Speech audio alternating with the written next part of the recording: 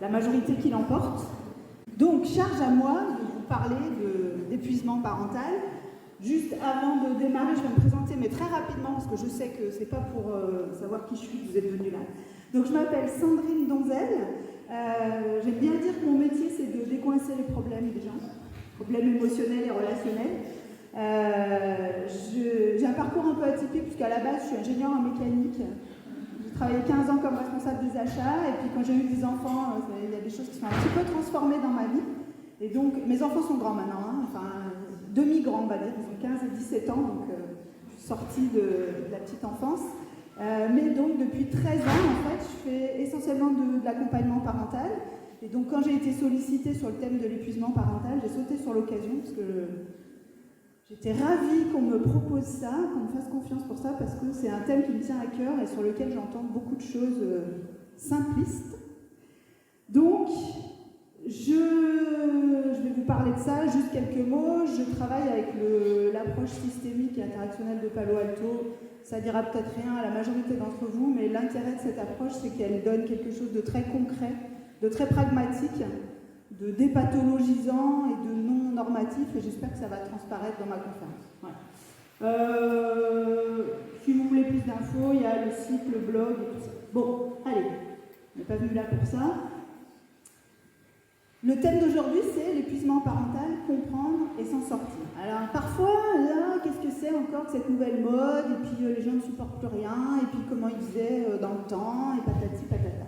Bon, je voulais quand même vous livrer quelques chiffres pour que vous compreniez bien que l'épuisement parental, ça n'est pas que pour les autres. Donc en introduction, ça a été dit tout à l'heure, souvent on a tendance à sous-estimer la réalité de ce phénomène. Donc voilà quelques chiffres.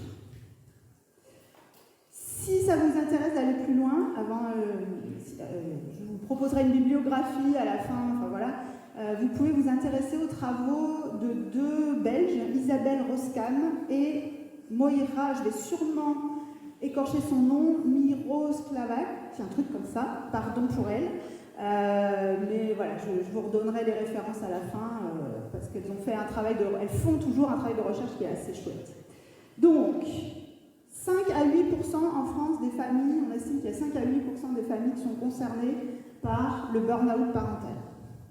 Et je ne parle pas ici des dépressions postpartum, des troubles anxieux, etc., qui sont associés essentiellement à la maternité, aussi à la paternité, on en parle moins, mais qui sont associés. C'est 20 à 30% des mères. Hein? Comment? D'accord? Donc c'est pas un phénomène anecdotique. Okay. Alors, si ça veut bien avancer, voilà, ça fait à peu près 800 000 familles en France. Donc vous en avez forcément autour de vous. Si vous n'êtes pas concerné, il y en a autour de vous. On a 13% des parents qui se disent en souffrance, 73% des parents qui se disent fatigués, donc quand même un peu plus les mères que les pères, 79% des mères, et 61% des parents qui se disent stressés, 66% des mères. Donc on voit bien que c'est quand même quelque chose d'assez massif. Donc l'idée, c'est de comprendre comment est-ce qu'on en arrive là et puis comment on va pouvoir s'en sortir. Alors, un petit plan. De quoi est-ce qu'on parle déjà quand on parle d'épuisement parental? Donc ce que je vais vous proposer déjà dans un premier temps, c'est de voir qu'est-ce que c'est que l'épuisement parental, c'est quoi ce phénomène, c'est quoi les différentes étapes, comment est-ce que ça se construit. On a vu tout à l'heure qu'effectivement ça s'installe de façon insidieuse, donc c'est ça dont je vais vous parler. Et puis on va parler des symptômes parce qu'ils sont souvent ignorés, sous-estimés, on les met sur le compte d'autres choses. Et puis, allez, c'est bon, ça va passer. Okay. Et ils sont aussi sous-estimés, souvent par l'entourage. Repose-toi un peu, puis ça va aller mieux. C'est un petit peu simpliste. J'y reviendrai, du coup, après. Donc, dans la deuxième partie, on va voir les mécanismes, les facteurs favorisants, et puis comment est-ce qu'on s'en sort, ou comment est-ce qu'on évite, effectivement, d'aller jusqu'au point de craquage. Donc, je vais vous donner quelques pistes concrètes et réalistes, on pourra échanger, discuter, je répondrai à vos questions. Alors, soit dit en passant, j'ai prévu questions-réponses à la fin, mais si vous avez envie d'intervenir tout au long de la conférence, ça peut être chouette que vous vous autorisiez à lever la main et à poser des questions ou à réagir. Ça donne aussi quelque chose d'un peu plus interactif, vivant et tout ça. Donc, sentez-vous libre de m'interpeller. C'est bon pour vous? Bon, allez, on rentre dans le vif du sujet. De quoi est-ce qu'on parle quand on parle d'épuisement parental? Alors là, je vais parler d'épuisement en général, de burn-out, parce que l'épuisement, c'est un phénomène qui n'est pas que dans la sphère de la famille et de la parentalité. On en a entendu parler au départ souvent par rapport aux professionnels. Donc les premiers métiers dans lesquels on a mis un mot sur ce phénomène, c'est les métiers du soin, d'accord, de l'accompagnement des gens, alors le soin, les professions médicales, les travailleurs sociaux, après plus largement en entreprise et tout ça. Et puis, depuis quelques années, on se dit, mais attendez, les parents aussi, en fait, ils présentent le même type de problème. Donc, c'est le même phénomène, quel que soit le domaine dans lequel il s'exprime, et souvent, il s'exprime dans plusieurs domaines en même temps, j'y reviendrai après. Alors, de quoi est-ce qu'on parle? Donc, pourquoi on appelle ça un burn-out? Parce que les anglo-saxons ont pris l'image d'une allumette. Donc, voilà une belle allumette pleine de potentiel, pleine d'énergie à développer. Et puis, elle brûle, et une fois qu'elle a brûlé, elle n'est plus bonne à rien. Pardon de le dire comme ça, c'est un peu violent, mais le burn-out, c'est exactement ça. C'est-à-dire que c'est un processus qui va nous amener à un état d'épuisement psychique et physique extrême, qui peut être extrêmement sévère, et dont on va mettre du temps à récupérer. D'accord? Alors, qu'est-ce que ça veut dire plus précisément? Déjà, c'est un processus qui s'installe en plusieurs phases et qui s'installe progressivement. Alors, j'ai pris cette image de, je ne sais pas si vous la connaissez, de la grenouille dans sa casserole. La grenouille dans sa casserole, c'est quoi? C'est cette métaphore qui voudrait que si vous mettez une grenouille dans une casserole d'eau froide et que vous montez la température très, très, très progressivement, elle ne sent pas que l'eau se réchauffe et elle finit presque ébouillantée sans s'en rendre compte. D'accord? Bon, on s'en rend compte, en vrai. D'accord? Mais on continue quand même et on peut finir un petit peu ébouillanté. Donc, c'est ça qu'il est intéressant de comprendre, c'est les différentes phases. Allez, poup, poup. Ça y est. Donc, les différentes phases de l'épuisement, c'est quoi? On a d'abord une phase du super-héros, je vais les détailler après. La phase du super-héros, ça roule, tout va bien. Et puis, on bascule à un moment donné dans la phase de la voiture folle. Voilà, on fonce et tout. Et comme cette phase ne peut avoir qu'un temps limité, j'expliquerai en détail après, on finit par s'effondrer, de façon plus ou moins importante. Je détaillerai les symptômes après. Et voilà, là, on est un peu obligé de récupérer. D'accord? Et là, ce qui va se passer, c'est soit on arrive à rééquilibrer, à tirer les enseignements de cette phase-là, je vais détailler, et on a des chances de s'en sortir, soit on repart pour un tour. Alors, je vous donne un exemple professionnel, mais qui m'avait marqué. Donc, j'ai accompagné une personne, donc c'était un épuisement professionnel. La personne travaille dans un contexte où il y a des difficultés. Alors, vous verrez qu'il y a une articulation de facteurs personnels, de facteurs contextuels, enfin bref, je ne dévoile pas tout. Mais... Donc, cette personne prend un congé sabbatique de 6 mois, parce qu'elle pouvait se le permettre, part faire un tour du monde, et dit, donc là je ne la voyais pas encore, elle dit c'est bon, je suis pleine d'énergie, j'ai récupéré et tout, et 6 mois après, bim, rebelote. D'accord? Donc là en fait, je n'ai pas forcément tiré les apprentissages utiles et nécessaires de ça, de ce qui m'est arrivé. Et donc si je repars bille en tête exactement comme avant, c'est pas parce que j'ai récupéré de l'énergie que je vais aller mieux. Donc ça c'est extrêmement important à comprendre. Il y aura forcément des choses à changer si on veut éviter de retomber dans l'épuisement. Donc l'idée, c'est de construire un équilibre qui soit soutenable. C'est pas toujours facile, je vous l'accorde. Alors, je vais détailler les phases, parce que là, je suis allée un peu vite. Donc, la première phase du super-héros, c'est une phase, entre guillemets, normale, quand on vit un changement. Quand on vit un changement, avoir un enfant, c'est un changement majeur, hein, c'est un remaniement identitaire majeur pour les deux parents. C'est un changement d'équilibre, c'est beaucoup de choses, mais le changement, il peut être je change de boulot, je change de conjoint, ou je quitte mon conjoint ou ma partenaire, j'ai une maladie, ou quelqu'un de mon entourage a une maladie, ou un décès, ou simplement un déménagement, même si c'est pour aller dans un endroit qui me convient mieux. Il y a un changement, et quand il y a un changement, on est obligé de s'adapter, donc ça demande des ressources supplémentaires, il faut faire des choses un peu nouvelles, et ces ressources, ça consomme de l'énergie. Mais c'est normal, cette phase d'adaptation, elle est normale. Le problème, c'est que ces adaptations, elles sont coûteuses en énergie, et que du coup, elles ne sont pas soutenables sur le long terme. Parce que, et je vais le redire plein de fois dans cette matinée, votre énergie n'est pas renouvelable complètement. Donc on a un problème écologique. D'accord ? C'est ça. C'est exactement le même problème qu'on a avec la planète. On a des ressources limitées, on ne peut pas fonctionner comme si elles étaient illimitées. Je ne parle pas que du temps, je parle aussi de notre énergie mentale, psychique et de ce à quoi on est capable de faire face. D'accord ?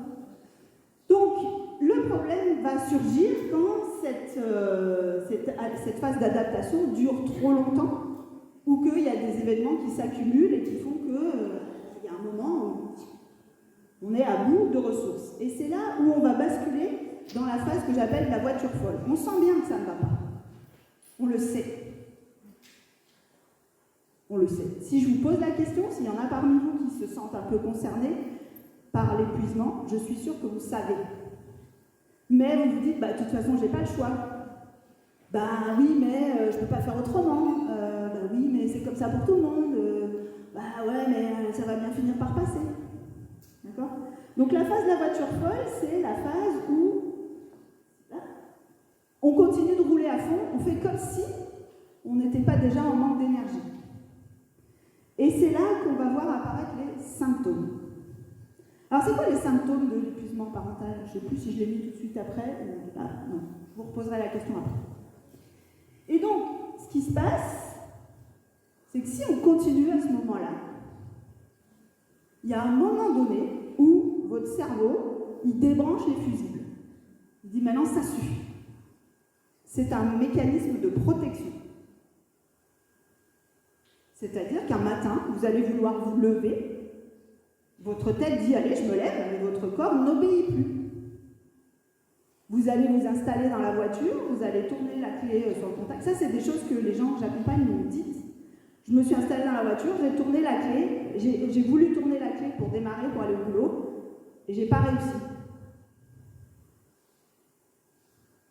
Et donc là, c'est très angoissant parce que vous n'avez plus le contrôle. Votre corps et votre cerveau décident pour vous.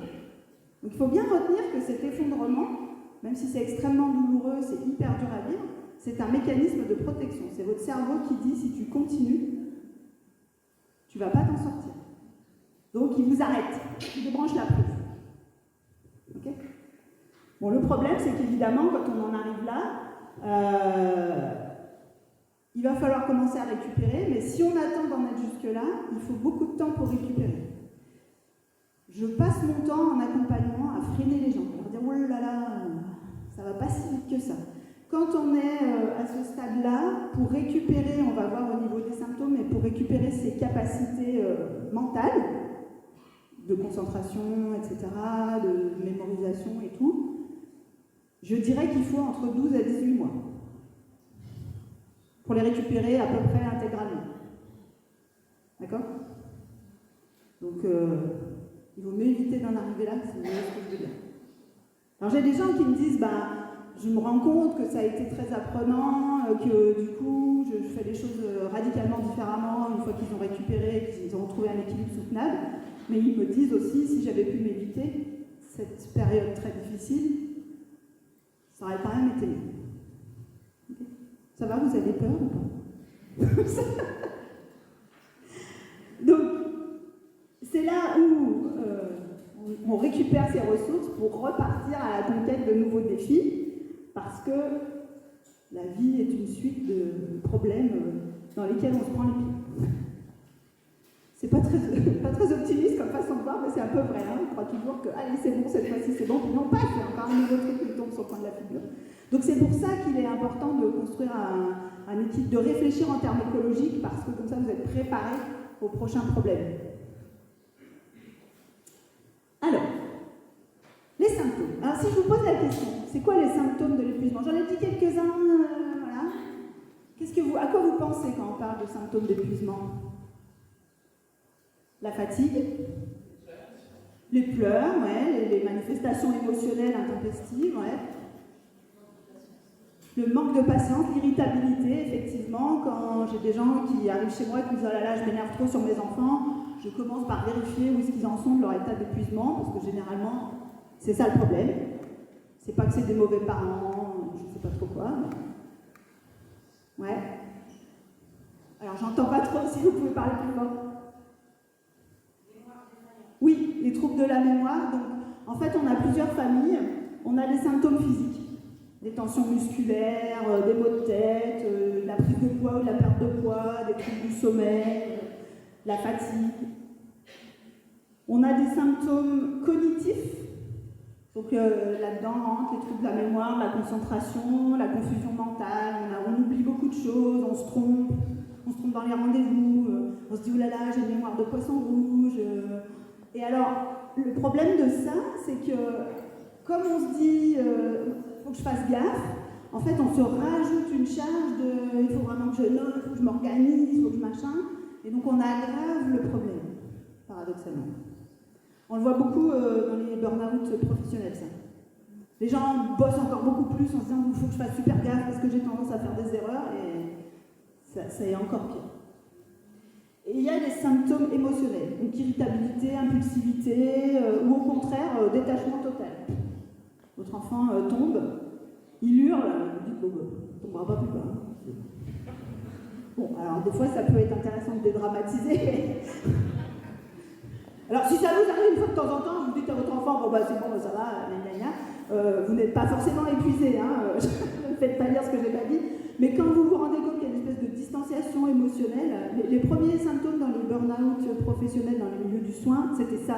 En fait, les soignants se voyaient avoir un complet détachement par rapport à leurs patients et se disaient, mais c'est pas normal en fait, que je réagisse comme ça, que j'ai plus d'empathie. D'accord.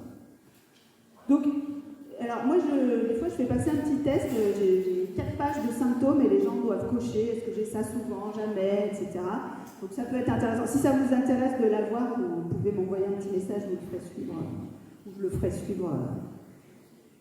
D'accord ? J'appelle ça le test du 1000 pattes. Donc en fait, c'est un test canadien, c'est pas moi qui l'ai inventé, et selon les réponses, on enlève des pattes à notre 1000 pattes et on voit combien il en reste.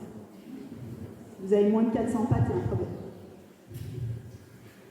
Ok. Ça va pour les symptômes, oui.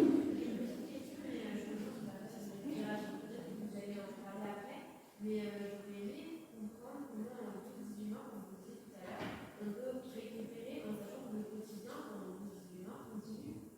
Alors, je vais en parler effectivement après. Le quotidien continue, mais il va devoir continuer autrement. Sinon, on ne récupère pas. D'accord ? Je vous glisse ici une petite astuce que je donne aux gens en accompagnement quand ils sont dans cette phase-là, qu'ils ont commencé un peu à récupérer et ils veulent repartir tambour battant. Je leur dis, raisonnez en termes d'énergie et vous avez toujours moins d'énergie que ce que vous croyez.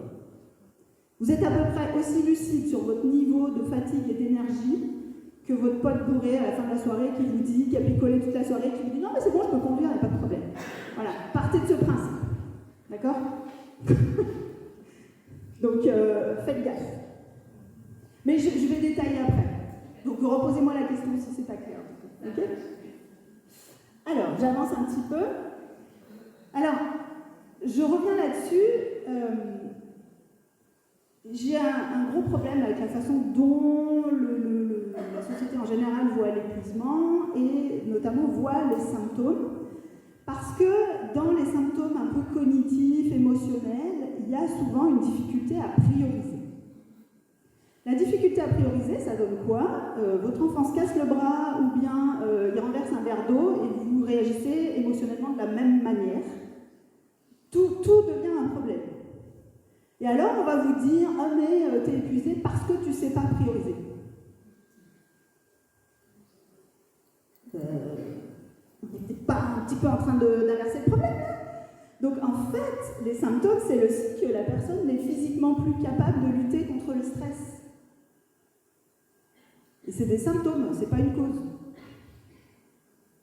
Donc attention à ça, parce que je vois souvent cette inversion de cause-conséquence. Alors après, on peut avoir des choses à changer dans la manière dont on gère, dont on priorise, on va en reparler après, mais s'il vous plaît, pas d'approche simpliste qui repose uniquement sur la personne, je vais y revenir après. Bon. Ça c'est une synthèse, juste c'est pour ceux qui voudront recevoir les documents, il y a ça. Donc le burn-out c'est un état d'épuisement, c'est une usure progressive de nos ressources physiques, psychiques, c'est la conséquence voilà, de l'usage un peu trop intense de nos ressources, c'est réversible, moyennant une phase de récupération et la reconstruction d'un équilibre soutenable. Connaître les symptômes, c'est important. Alors attention, parce que dans les conséquences possibles de l'épuisement, si on ne trouve pas le moyen de construire un équilibre soutenable, le risque après, c'est de basculer dans une dépression, et des troubles anxieux et des difficultés de ce type-là. Donc c'est pour ça qu'il faut intervenir assez rapidement et efficacement. Bon, alors, on a vu de quoi on parle, la définition, les phases d'épuisement, les symptômes. Est-ce que vous avez des questions jusque-là ou je passe à la suite? Donc, vous attendez avec impatience la suite. Bon, alors allons-y. Comment on en arrive là? Alors, vous avez compris cette histoire d'usure progressive. L'épuisement, il arrive quand on se force à poursuivre alors qu'on est à bout de ressources. Et du coup, évidemment, l'approche simpliste consiste à dire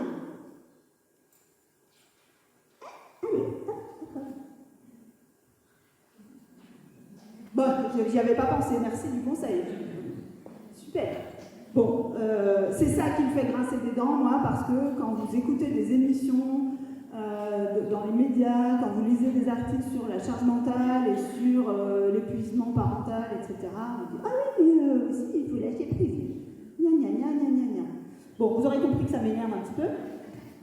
Donc la question, c'est surtout pourquoi est-ce qu'on continue alors qu'on n'en peut plus? Qu'est-ce qui nous pousse à continuer? Au prix de notre santé mentale et physique. Et c'est pas juste qu'on est un peu bécasse et puis qu'on veut se faire bien voir. C'est pas juste ça.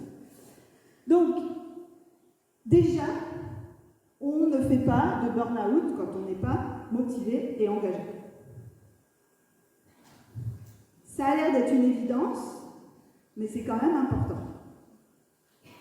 Parce qu'on ne va pas tenir bon sur un sujet qui ne nous intéresse pas au prix de notre santé mentale et physique. Et évidemment, par définition, la vie familiale, parentale, nos enfants, c'est hyper important. Alors, souvent on résume le burn-out à des facteurs personnels.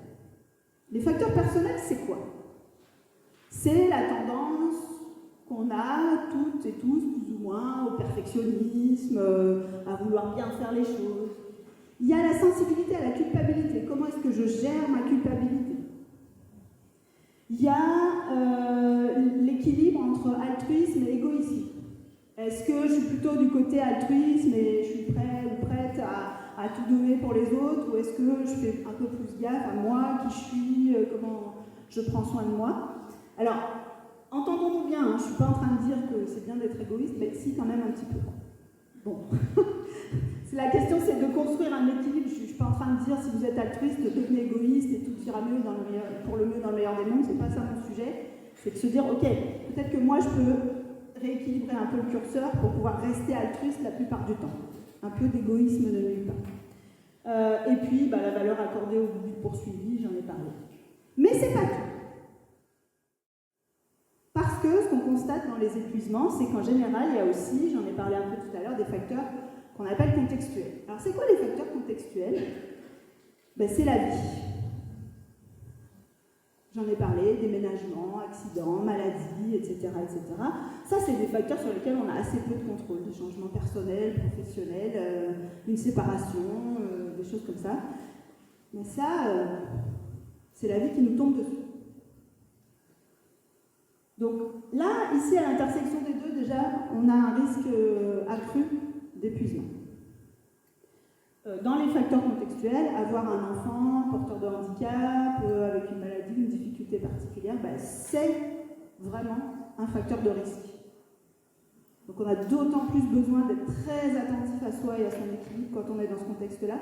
Et alors, la société aussi, parce que la troisième famille de facteurs, c'est les facteurs systémiques. Alors qu'est-ce que j'entends par facteurs systémiques? C'est notre entourage proche et large. Et ça, on va en parler. Il y a l'attitude des proches, la famille proche, les conjoints quand il y en a, les enfants, un peu plus grands, un peu plus petits, les grands-parents, les frères et sœurs, les amis, etc. Et puis il y a la société.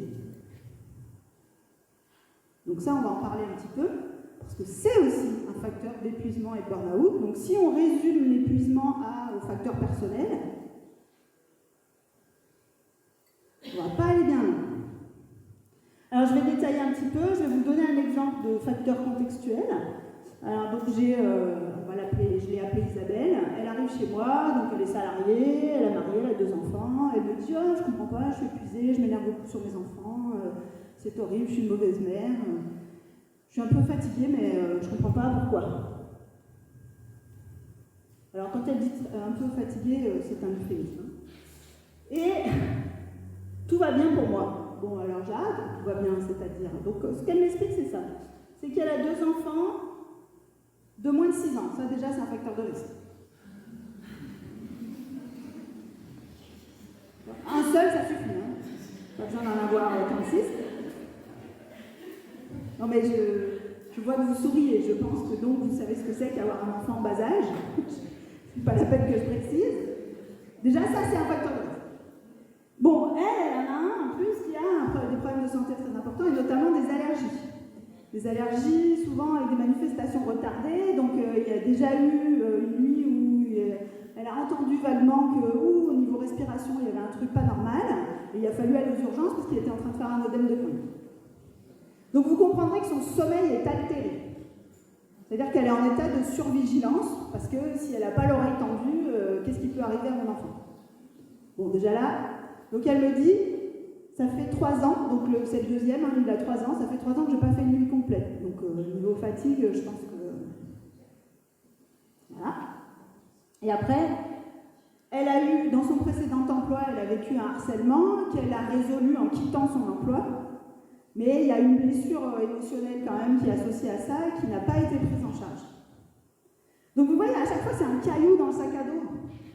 Donc c'est pas étonnant qu'au bout d'un moment, alors moi je viens d'une région montagneuse, donc je sais pas si on monte une montagne avec des cailloux dans le sac à dos, je vous promets, on a beaucoup plus de mal à arriver en haut que si on n'a pas de sac. Et puis son mari, on vient de lui diagnostiquer une maladie dégénérative, il va perdre l'usage de ses jambes d'ici 5-6 ans.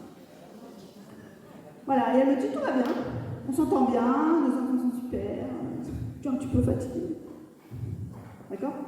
Donc là, typiquement, il y a sous-estimation du niveau de fatigue et il y a un gros problème de comment je rééquilibre tout ça. Parce que ça, on n'y peut rien, on ne peut pas le changer, ça. Hein?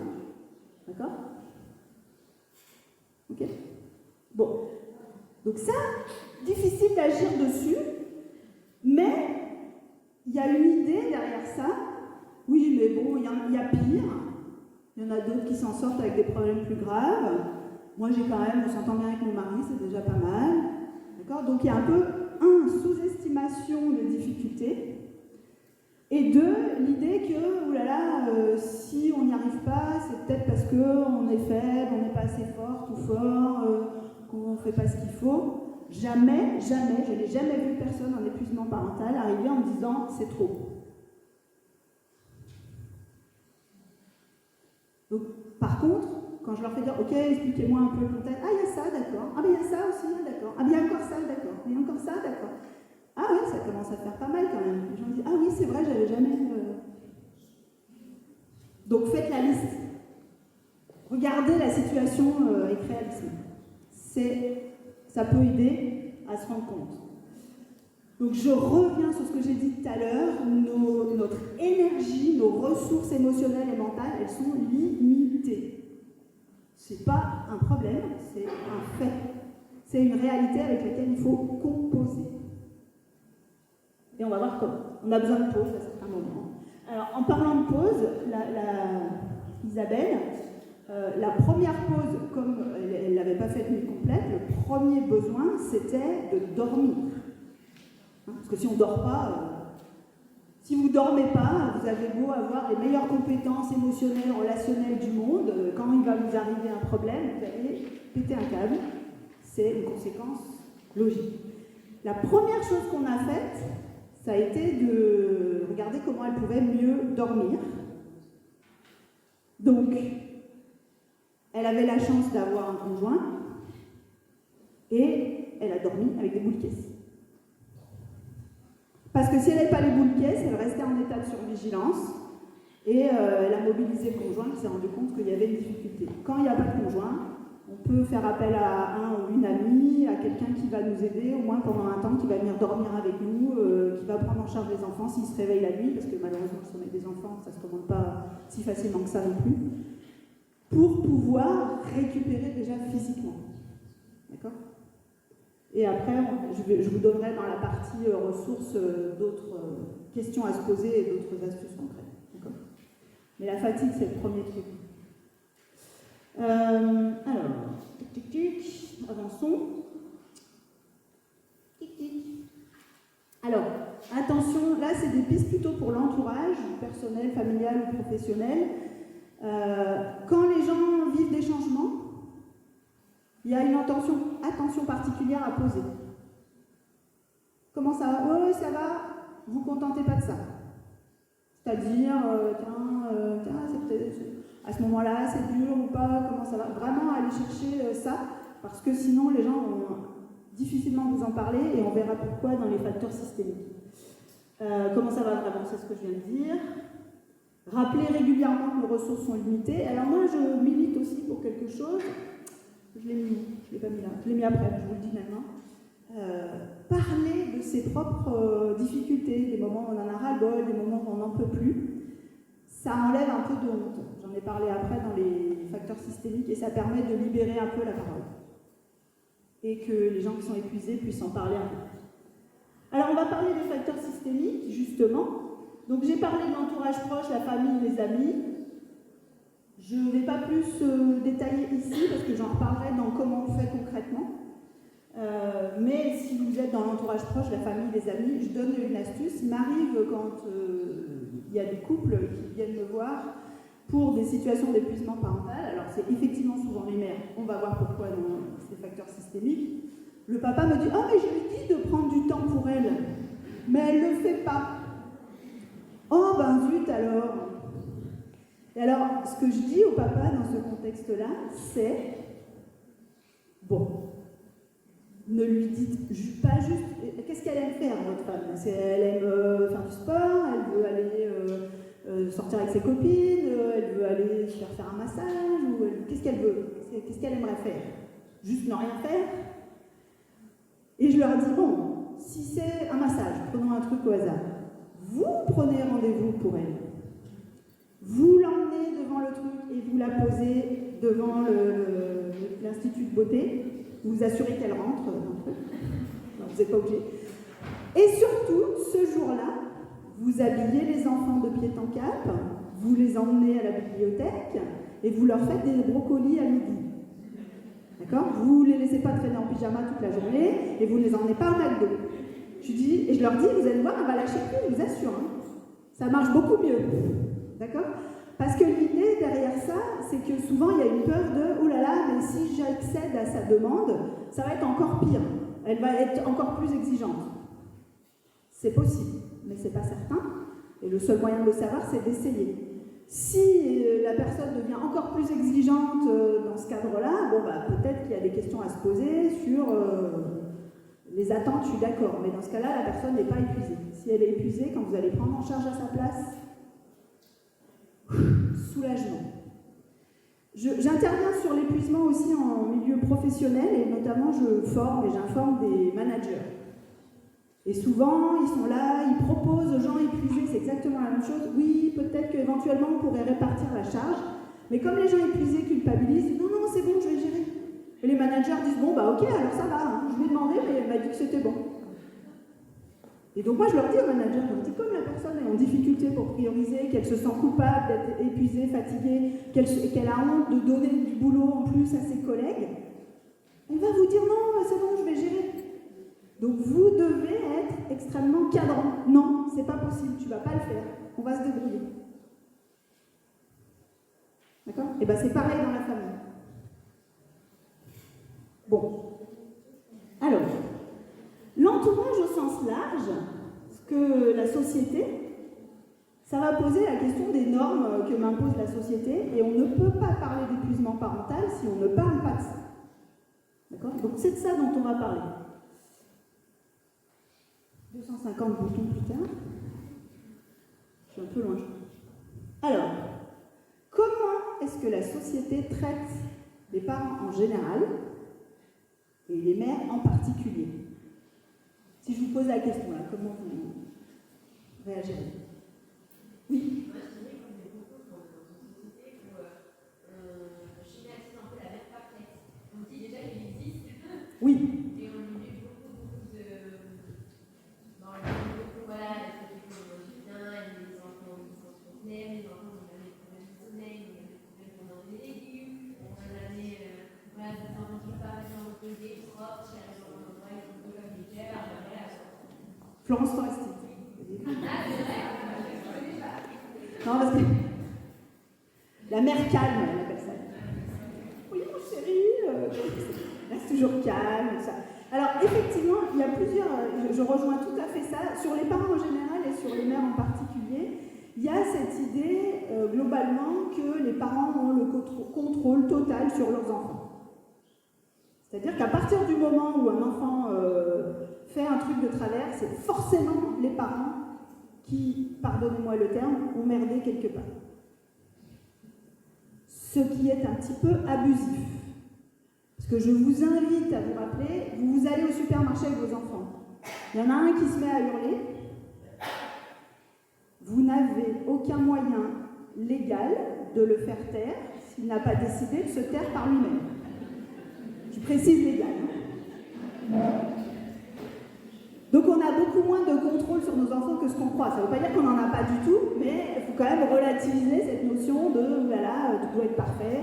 Alors, vous remarquerez d'ailleurs dans la société que tout le monde a un avis sur la manière dont vous y prenez avec les enfants. Même la boulangère. Pardon pour les boulangères, mon papa était pâtissier, donc j'ai rien contre les boulangers et les pâtissiers, mais... Ok ? Donc effectivement, il y a quelque chose de l'ordre de le parent doit avoir le contrôle, le parent doit bien faire, doit bien s'occuper. Alors on va préciser le bien. Il y a aussi, je le constate, en tout cas depuis quelques années, je trouve une survalorisation de l'anxiété parentale. C'est-à-dire que le parent qui ne s'inquiète pas pour ses enfants est probablement un parent négligent. Alors ça, moi je l'ai vécu très personnellement, parce que je suis une maman assez peu anxieuse et qui a plutôt tendance à faire confiance. Et alors, vous n'imaginez pas, quand mes enfants étaient petits, par exemple, je m'asseyais au parc, puis je les regardais jouer de loin, ma fille grimpait au toboggan, voilà, je vérifiais quand même que tout se passe bien. Et un jour, il y a une amie qui me dit « Mais tu te rends compte, t'es pas à côté d'elle, et si jamais elle tombe et qu'elle se défigure ?» Je lui dis « Et si jamais elle tombe pas ?»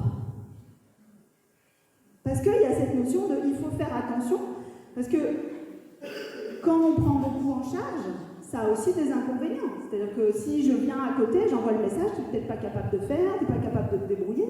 Peut-être que c'est intéressant aussi d'envoyer le message, j'ai confiance, tu as les capacités pour gérer. Bon, c'est un exemple parmi d'autres. Je l'ai vu aussi l'année dernière, j'ai publié sur les réseaux sociaux une photo d'un panier à linge, parce que, chose extraordinaire, mes ados lavent leur propre linge depuis à peu près la 6e pour chacun, donc ils ont 2 ans d'écart. Alors j'avais publié ça en expliquant un petit peu, voilà. Et alors j'ai eu deux types de réactions. Les gens incrédules, comment est-ce possible? Et puis les gens qui m'ont traité de mère maltraitante. Parce que, quand même, c'est quand même pas aux enfants de faire leur propre lessive. Quelle horreur! Vous vous rendez compte ce que vous faites subir à vos enfants, je vous assure. Ok? Alors, je ne dis pas que vous devez le faire, je dis juste qu'il y a une espèce de survalorisation de l'anxiété parentale, il faut que le parent prenne en charge, et tout ça, si jamais il ne prend pas assez en charge, il est mal vu, il n'est pas assez investi, il n'est pas ceci, il n'est pas cela. Puis s'il s'investit trop, alors là, oh là là, c'est quel parent fusionnel, trop anxieux, ok? On a aussi les parents qui ne font pas assez bien, ça je l'ai dit, quand il y a un fait de travers, c'est forcément les parents qui ont fait de travers. Alors, non, ça je vais y revenir après.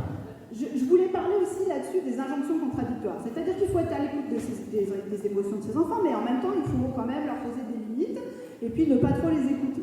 Donc il faut leur permettre de se familiariser avec les nouvelles technologies, mais il faut limiter leur temps d'écran et leur interdire d'y aller. Il faut leur faire manger bio, mais en même temps il faut prendre soin de soi et avoir donc, la somme d'injonctions contradictoires qu'on a là-dessus, c'est juste insupportable. Alors en termes techniques, en systémique, on appelle ça des injonctions paradoxales, voire éventuellement des doubles contraintes, je ne vais pas rentrer dans le détail technique. C'est quelque chose qui rend les gens dingues au sens propre du terme, qui génère de l'anxiété, qui génère du stress, comment je fais? Je ne peux pas faire tout et son contraire en même temps. Et puis, alors, on va parler un petit peu de charge mentale, je regarde là, on va parler un petit peu de charge mentale maintenant, parce qu'il y a effectivement un poids particulier qui repose sur les mères dans ce cadre-là. Alors, pour le matérialiser, si vous arrivez dans une maison où il y a un couple hétérosexuel et que c'est le bazar, la première pensée qui vous vient à l'esprit, c'est pas « Ouh là là, monsieur fait pas trop bien le ménage », c'est « Ouh là là, madame gère pas bien sa maison ». C'est juste ou pas? Majoritairement, il y en a peut-être qui pensent autrement, mais majoritairement, voilà. Donc en fait, quand on dit « t'as qu'à lâcher prise », c'est aussi sur qui repose le poids de cette culpabilité. Ça, c'est quelque chose qu'on n'a pas forcément conscientisé, mais on sait implicitement que c'est nous qui allons être jugés pour ça. Donc, c'est un petit peu plus difficile de lâcher prise quand on est concerné par ça. Parce que ce qui est en jeu, c'est pas juste moi j'aime la maison, que la maison soit propre et rangée, c'est pas juste ça.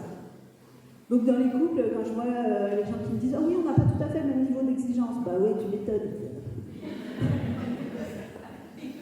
Évidemment.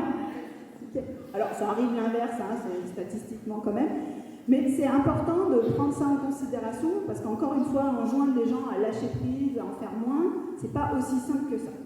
Okay. Donc, on a le poids psychologique de tout ça, c'est la charge mentale. Alors, je vous fais un petit détail sur la charge mentale. Il y a les différents niveaux, j'en parlerai plus tard, mais les différents domaines de la charge mentale, c'est quoi? C'est quoi les différents domaines de la charge mentale? Quand je dis charge mentale, vous pensez à quoi? Alors, parlez fort, sinon je vous entends pas. Ah, j'entends pas du tout. Tout ce qu'on doit faire, tout ce qu'on doit penser. Ouais, donc la charge mentale, effectivement, ce n'est pas faire, je reviendrai après, c'est penser. Mais à quoi est-ce qu'on pense?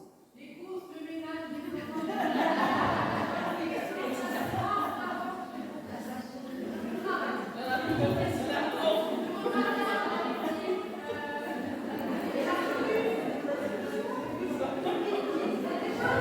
Je pense qu'on pourrait passer 2 heures à lister. Bon, j'ai essayé de faire un petit peu ça. Alors, il y a toute la partie bien-être, logistique et matériel. Bon, là, les hommes sont peut-être un tout petit peu plus concernés. Donc, qu'est-ce qu'il y a là-dedans? Allez, il y a les finances, le budget. Comment on boucle les fins de mois? Voilà, est-ce que je veux bien manger bio, mais si j'ai pas assez d'argent, comment je gère le truc? Où est-ce que je vais faire mes courses? Typiquement, là, c'est « Ah tiens, il commence à pleuvoir. Mince, est-ce que les enfants ont des bottes de pluie, des vêtements de pluie? Est-ce qu'ils sont encore à leur taille? Est-ce que j'achète des trucs d'hiver ou j'achète des trucs d'automne parce que c'est demi-saison? Est-ce qu'ils vont pas trop grandir, les trucs d'hiver, ils seront trop petits l'année prochaine, donc c'est peut-être pas la peine. Est-ce que je les achète un truc pas cher d'occasion sur un vide-grenier, ou est-ce que je les achète un peu plus de qualité pour pouvoir les revendre après? D'accord? Oui, le problème c'est qu'une fois qu'ils sont là, on peut divorcer de son conjoint, mais on ne peut pas divorcer de ses enfants. Ça c'est malheureusement, parfois malheureusement. D'accord? Donc les finances, le budget, le ménage, l'entretien de la maison, du jardin si on en a un, de la voiture si on en a une, etc. etc. Donc tout ça c'est des préoccupations. C'est quand la prochaine révision de la voiture, voilà. Bon, des fois on se répartit les tâches. C'est pour ça que je dis, ça c'est un domaine où souvent les hommes ont un peu plus de préoccupations, notamment est-ce que je gagne assez pour subvenir quand il y a... Alors, ça peut, c'est souvent là qu'ils se sentent plus concernés. Eux, ils vont faire souvent des burn-out professionnels parce qu'ils se mettent une pression pour apporter les finances à la maison. Les vêtements, j'en ai parlé, l'alimentation, qu'est-ce qu'on achète, où est-ce qu'on l'achète, etc. La qualité et tout. Autre domaine de la charge mentale, le bien-être social. Alors, qu'est-ce qu'il y a dans le bien-être social? Il y a les invitations, le lien. Quand est-ce qu'on invite les amis, la famille, quand est-ce qu'on va les voir, etc. Qui on va voir, toutes les sorties familiales. Tiens, et si on faisait une petite sortie avec les gens, on va où, qu'est-ce qu'on fait, si je planifie rien, qu'est-ce qui se passe, est-ce que quelqu'un d'autre prend en charge? Il y a les vacances, qu'est-ce qu'on fait pendant les vacances? Il y a toutes les fêtes, qu'est-ce qu'on organise pour l'anniversaire, de machin, d'autres trucs. On y pense 6 mois à l'avance, est-ce que je peux bricoler un truc, un petit décor, un petit machin, qu'est-ce qu'on fait comme cadeau? Et le dernier domaine, et non des moindres, c'est le bien-être affectif et émotionnel. Donc dans le bien-être affectif et émotionnel, c'est, je prête attention à tout le monde, est-ce que tout le monde va bien dans cette famille, est-ce qu'il y a des signes qu'il y a une difficulté, un problème particulier? Alors ça c'est à cheval entre la vie sociale, c'est le petit dernier il veut faire du rugby, et puis l'autre il veut faire du hand, et puis l'autre il veut faire de la musique, et puis mince, qu'est-ce qu'il y a comme activités qui sont proposées, est-ce que je les mets au centre de loisirs, enfin voilà tout ça. Il y a la santé, c'est quand le prochain rappel de vaccin, les dentistes, machin, blala, tiens l'autre il a un peu mal au ventre, qu'est-ce que c'est, etc. etc. Et il y a, quand on est en couple, la vie sexuelle du couple. Je le dis, je ne vais pas m'étaler sur le sujet, mais il arrive fréquemment que, notamment quand une dissymétrie du désir se présente dans le couple, que celui ou celle qui a le plus de désir dise « Ah oui, mais du coup, je suis malheureux ou je suis malheureuse, je suis pas bien. » Donc là, la vie sexuelle devient une part de la charge mentale.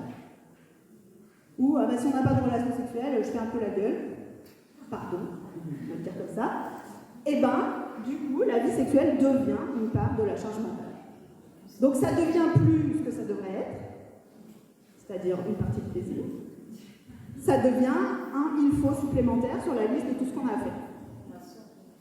D'accord? Bon, c'est le sujet de... Ça pourrait être le sujet... Enfin, ça pourrait... C'est le sujet d'une conférence complète, parce qu'il y a beaucoup à dire. Donc, effectivement, je pense que vous retrouvez tout ce que vous avez listé tout à l'heure. J'ai sûrement oublié des trucs. Oui, le chien, voilà, si on a des animaux et tout ça. Donc, il y a de quoi faire. On est d'accord.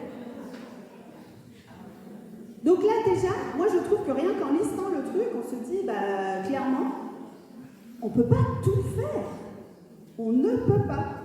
Matériellement, même en 24 heures, 24 heures, c'est 86 400 secondes. D'accord? Mais tout ne rentre pas en 86 400 secondes. Vous n'en avez pas plus. Vous pouvez pas... Le temps, c'est pas une ressource qu'on peut accumuler, qu'on peut stocker, tout ça. Alors, je vais avancer un petit peu. Donc ça pose vraiment la question de qu'est-ce qu'on accepte de prendre en charge. Donc là, c'est les injonctions contradictoires, je l'ai dit, engendrant anxiété, culpabilité. Et alors, plus on s'écarte de la norme de la société, plus le poids de ces injonctions va être fort. Donc, on a parlé de famille monoparentale. Du coup, quelque part, nous, ici, une famille monoparentale, même si c'est de plus en plus fréquent, elle s'écarte un peu de la norme, entre guillemets la norme, La personne qui est seule, finalement, peut-être qu'elle l'a bien voulu et qu'elle avait qu'à rester avec son conjoint ou sa partenaire. Ça, c'est une idée qu'on entend des fois. On est d'accord? Ok?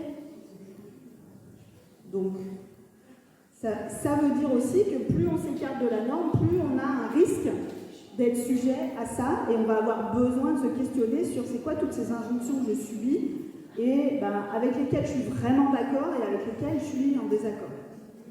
On va y venir. Alors, en tant que membre de la société,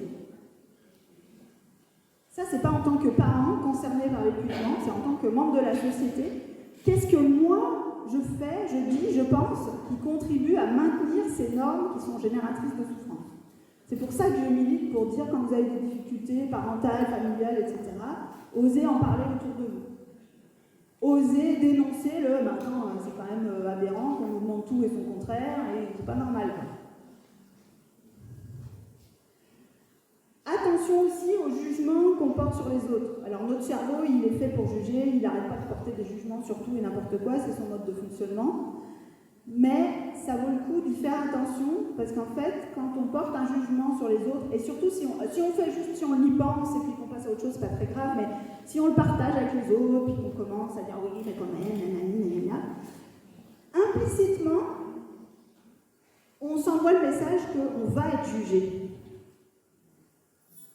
Et donc ça peut créer de l'insécurité même pour nous-mêmes. Après, ça va être plus difficile de parler de nos difficultés quand on a tendance à juger parce qu'on a peur que les autres nous jugent aussi. Oui? Est-ce que nous n'avons pas une société qui est dans le jugement? Alors, est-ce qu'on a une société qui est dans le jugement? Je pense que c'est inhérent à l'être humain. Je ne sais pas si on était plus dans le jugement avant, j'en sais rien. Je n'ai pas de moyen de vérifier ça, il faudrait demander à des chercheurs en sociologie, des choses comme ça. Notre cerveau, il aime bien les étiquettes et les jugements parce que ça lui permet de faire des raccourcis, en fait, dans notre mode de fonctionnement de notre cerveau. Ça lui permet d'aller plus vite. Et du coup, c'est implicite à notre mode de fonctionnement. Après, on a une société qui s'accélère. D'une manière générale, on veut aller de plus en plus vite et effectivement, on a parfois tendance à faire des raccourcis, notamment, alors je ne vais pas jeter complètement la pierre, il y a des médias qui sont très bien, mais on le voit bien sur les réseaux sociaux, sur certains médias qui cherchent uniquement le buzz.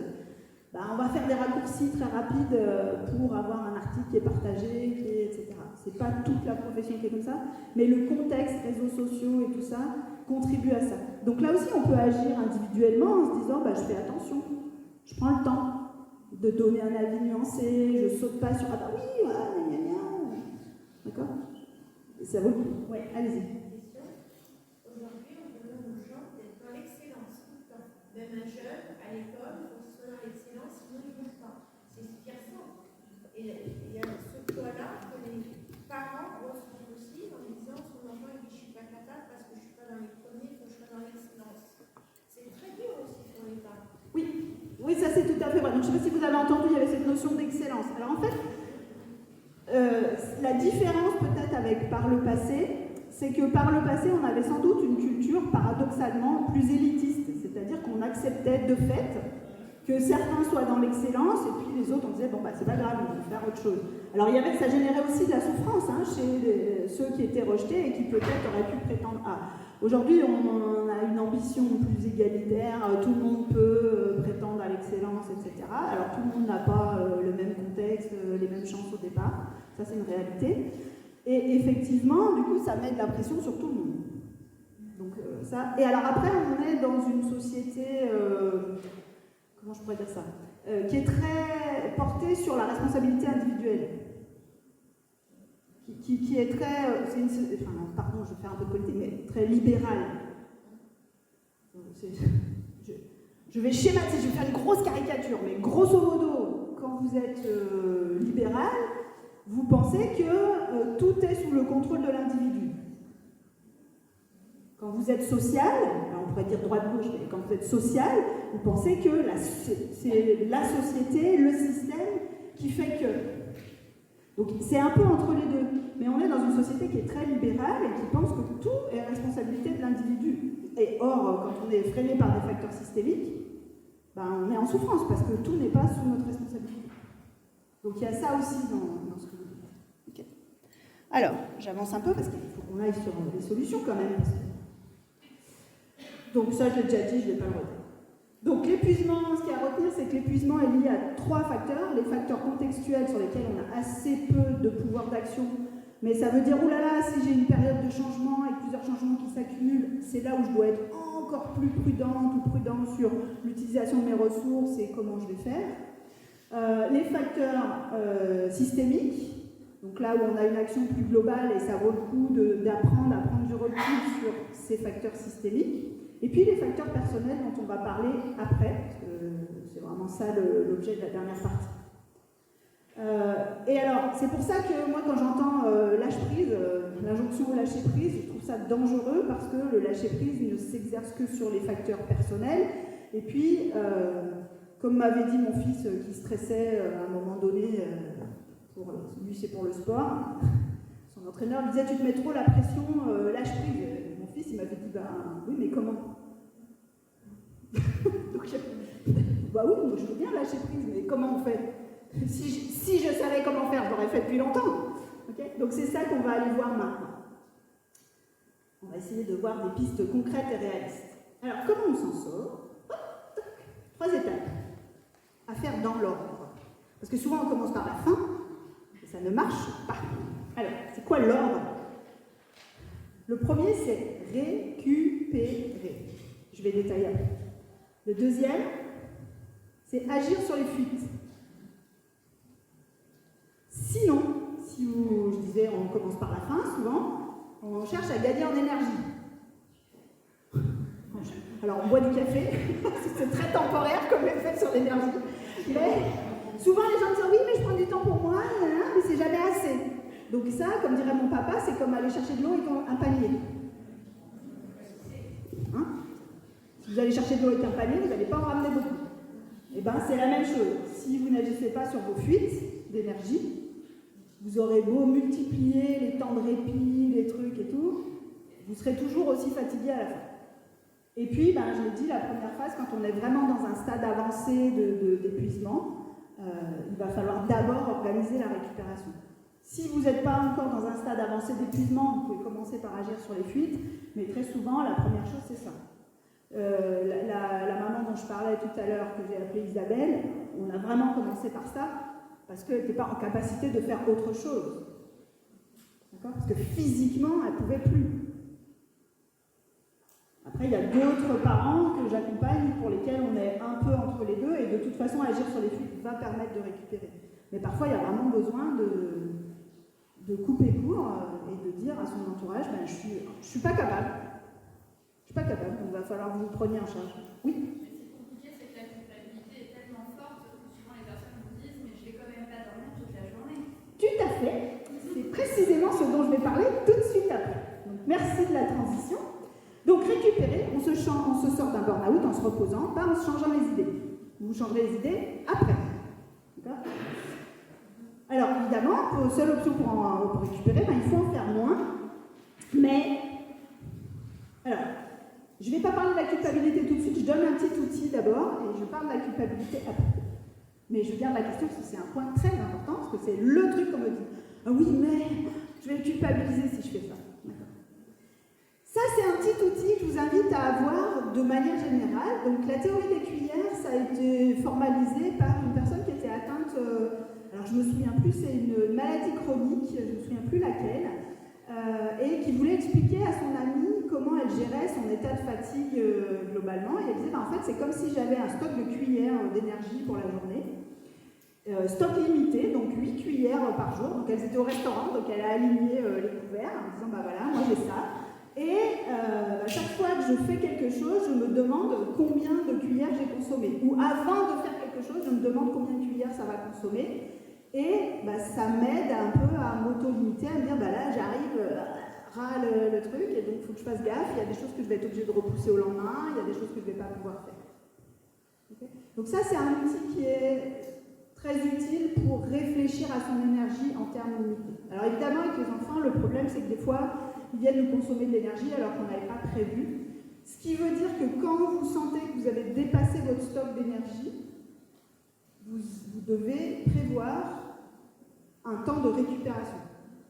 Je vous donne un exemple. Donc, pareil, une maman qui vient me voir, donc on travaille sur cet exercice et tout, et elle me dit, bah là, par exemple, on devait aller voir, je sais plus, c'était la belle famille, enfin voilà, les grands-parents paternels, et elle me dit, ça me pèse beaucoup, c'est un événement qui me consomme beaucoup d'énergie. Donc, elle s'est rendue compte de ça, donc à certains moments, elle avait décidé de ne pas y aller. Les enfants y allaient seuls ou avec le papa, je me souviens plus s'il y avait un papa ou pas, mais... Et à d'autres moments, elle disait, bah, j'y vais, par exemple, on y va le samedi, mais du coup, jeudi, le dimanche, je suis dispo pour rien. Et je gère comme ça. Ok ? Donc, c'est un outil qui est très intéressant. Donc là, bah oui, mais il faut en faire moins, mais je vais culpabiliser. Donc, je vous rappelle qu'aucune option n'a que des avantages. Le truc parfait, là, ça n'existe pas. J'enfonce une porte ouverte, mais quand même, on a tendance à fonctionner comme si quand même ça existait et qu'on allait pouvoir trouver l'option parfaite qui va faire qu'il n'y aura que des avantages. Ça n'est pas vrai. Donc moi, ça m'arrive souvent de dire aux gens, bah, en fait, vous avez le choix. En fait. Vous pouvez continuer comme ça, vous allez culpabiliser pas trop, enfin vous culpabilisez toujours un peu, mais pas trop. Vous n'avez pas besoin d'affronter le jugement des autres. Mais par contre, vous risquez de finir totalement épuisé, en dépression, et de ne plus pouvoir vous occuper de vos enfants. Voilà. Bon, l'autre option, c'est qu'effectivement, vous en faites moins, vous allez devoir affronter la culpabilité et le jugement des autres. Et ça peut être difficile. Par contre, vous avez des chances, la possibilité peut-être d'aller mieux, de moins vous épuiser. C'est important de le raisonner en termes d'alternative, j'appelle ça une alternative stratégique, bénéfice-inconvénient. Il n'y a aucune option qui n'a que des bénéfices, la voie parfaite qui va faire que vous allez pouvoir tout gérer et ne pas vous épuiser. Ça n'existe pas. S'il y a un message à faire passer, c'est celui-là. Il y a toujours un prix à payer. Toujours.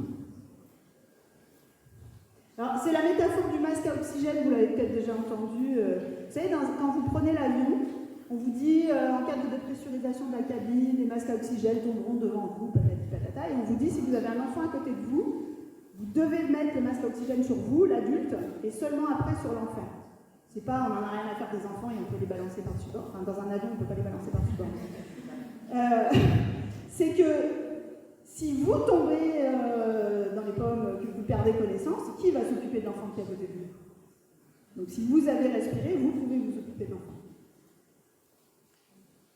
Alors oui, mais je culpabilise donc, me disiez-vous. Alors, il y a une image que j'aime bien, je dis souvent, moi, la culpabilité, c'est une courbature du muscle de l'égoïsme. Et c'est un muscle souvent qu'on a assez peu exercé. Donc qu'est-ce qui se passe quand on exerce un muscle qu'on ne faisait pas trop travailler? On a les courbatures. D'accord? Ah, ça fait mal! Aïe, aïe, aïe! C'est pas une raison pour arrêter de s'entraîner. Bon, si vous ne voulez pas faire de sport, vous ne faites pas de sport, il n'y a pas de problème. Par contre, là, il y a un enjeu. Si vous êtes obligé de faire du sport parce que vous avez un enjeu de santé physique, imaginons que vous ayez mal au dos et qu'on vous dise bah, il faut muscler le dos et tout ça, et qu'à la première courbature, vous vous arrêtez. Voilà, bah là c'est pareil. D'accord ? Donc c'est un peu un passage obligé. Alors moi je trouve ça super intéressant. Alors dans l'accompagnement, l'intérêt c'est qu'on ne se retrouve pas seul face à je dois gérer ma culpabilité parce que c'est pas si facile que ça de faire face à sa culpabilité, à ses pensées, etc. Moi souvent je demande aux gens au début, vous faites tout comme d'habitude, mais seulement 15 minutes par jour, vous ne faites rien, mais absolument rien. Vous vous enfermez dans votre chambre, vous mettez les enfants en sécurité s'ils sont petits, ou vous les confiez à quelqu'un d'autre, et vous ne faites rien. Et pendant un quart d'heure, vous allez voir que ça va être horrible. Insupportable. C'est pas grave, vous faites quand même rien. Et progressivement, une fois qu'on a traversé le mur de la culpabilité, bah finalement, c'est vrai que ça fait du bien. Bah finalement, ouais, ça me soulage. Et donc, la diminution de la culpabilité, ce n'est pas un préalable, c'est une conséquence du fait que vous allez vous rendre compte que ça vous fait du bien. que la culpabilité, c'est quoi? C'est j'ai l'impression que je fais pas ce qu'il faut pour mes enfants, pour ma famille, si je suis pas dans j'agis. Et peut-être que je vais me rendre compte qu'en me reposant, ben, je fais aussi ce qu'il faut. Et donc, voilà. Donc, si vous avez peur de trop culpabiliser, commencez par un quart d'heure par jour. Vous posez bien le cadre, par contre, en disant attention, pendant un quart d'heure, je suis indisponible. Voilà, ça ne veut pas dire qu'il faut arrêter, mais il faut continuer à s'entraîner. Alors, on y va à petite dose, on y va tranquille et tout, et c'est comme ça que vous allez entraîner votre muscle de l'égoïsme. Alors, après. Donc, ça, je l'ai dit tout à l'heure, notre temps, notre énergie mentale sont limités. Le temps, vous en avez peut-être bien conscience, mais on a tendance à fonctionner comme si ce n'était pas le cas. Notre énergie mentale, j'en ai parlé, mais notre temps mental, je suis toujours surprise de... Il y a des gens, par exemple, qui cogitent beaucoup, qui ruminent beaucoup et tout ça. Et quand je leur dis, mais est-ce que vous êtes vraiment d'accord pour consacrer ce temps-là à ce sujet? Ben, souvent, on ne se pose pas la question de peut-être que j'ai le choix, en fait, de faire autrement. Alors, on ne coupe pas ces cogitations et ces ruminations aussi simplement. Là aussi, il y a un exercice pratique que je peux vous proposer. Quand on a beaucoup de cogitations, beaucoup de ruminations, moi je propose aux gens, alors surtout elles viennent nous embêter à un moment où on voudrait faire autre chose, généralement dormir. Hein. Donc je propose aux gens de prendre un rendez-vous avec leurs préoccupations dans la journée. Un moment où vous allez vraiment les écouter et pas dire non mais tais-toi, je veux dormir. Et dans ce moment-là, vous vous posez les questions suivantes. Qu'est-ce qui me tracasse exactement? Est-ce que je peux y faire quelque chose? Oui ou non? Et si oui, quoi? Concrètement, tout de suite maintenant, etc.